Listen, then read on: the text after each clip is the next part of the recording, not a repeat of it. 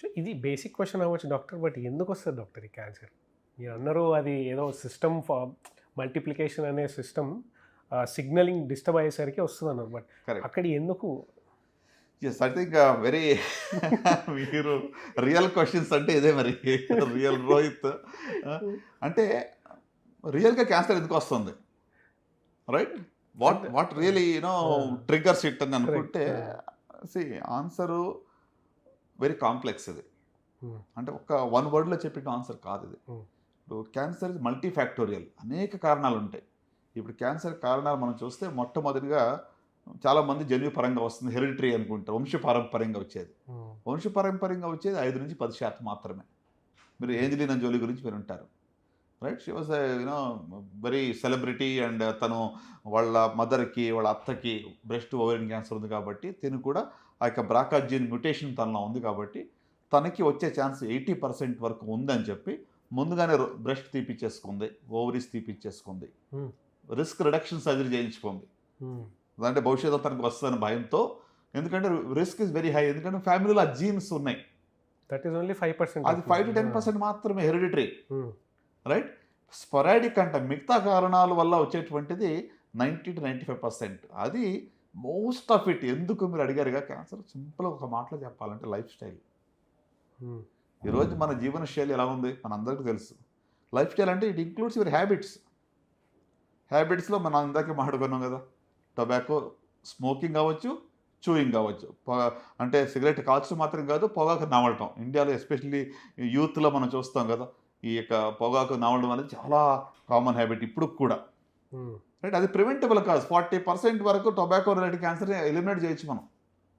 అది నిజంగానే మరి ప్రభుత్వాలు గట్టి డిసిషన్ తీసుకుని టొబాకోని బ్యాన్ చేస్తే 40% ఎలిమినేషన్ ఒకదాంతో అయిపోతుంది, రైట్? సో ఇంకా కారణాలు చూస్తే alcohol one of the risk factor, right?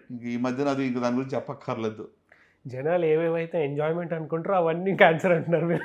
అంటే అది ఇప్పుడు ఒకటండి, నేను చెప్పేది భయపెట్టే ఉద్దేశం కాదు.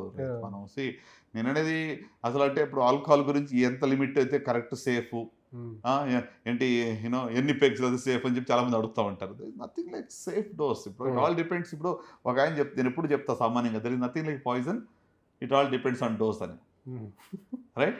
సో అట్లా అని చెప్పి ఏదో సేఫ్గానే అసలు ఆల్కహాల్ దూరంగా ఉండటం ద బెస్ట్ ఆప్షన్, పొగాకు దూరంగా ఉండటం బెస్ట్ ఆప్షన్.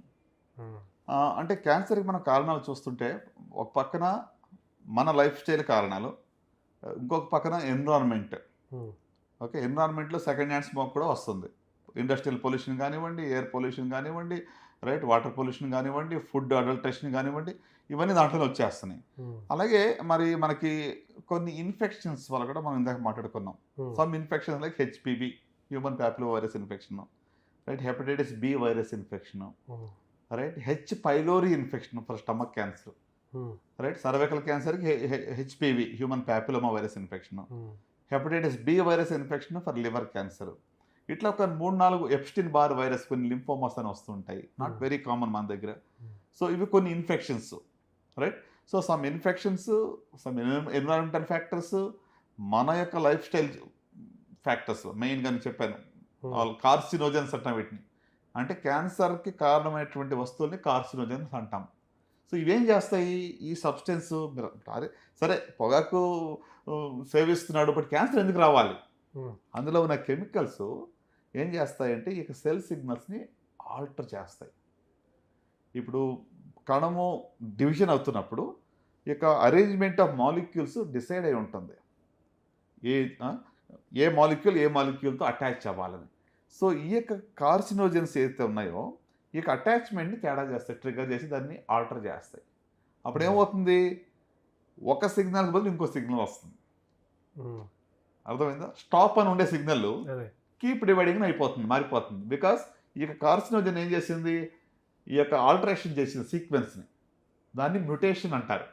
మనకు చూసారు ల్యాండ్ మ్యుటేషన్, డాక్యుమెంట్స్ గురించి అనుకుంటాం కదా. మ్యుటేషన్ అంటే ఏంటి, ఒక సెల్లో ఉన్నటువంటి మన డిఎన్ఏలో ఉన్నటువంటి కణాల యొక్క ఏదైతే సీక్వెన్స్ ఉండాలో అది మారిపోయింది, పేరు మార్చినట్లు మ్యుటేషన్ చేయించుకుని, అట్లనే అది చేంజ్ అయ్యింది సీక్వెన్స్. అది చేంజ్ అయితేనే అది వేరే సిగ్నల్ ఇస్తుంది.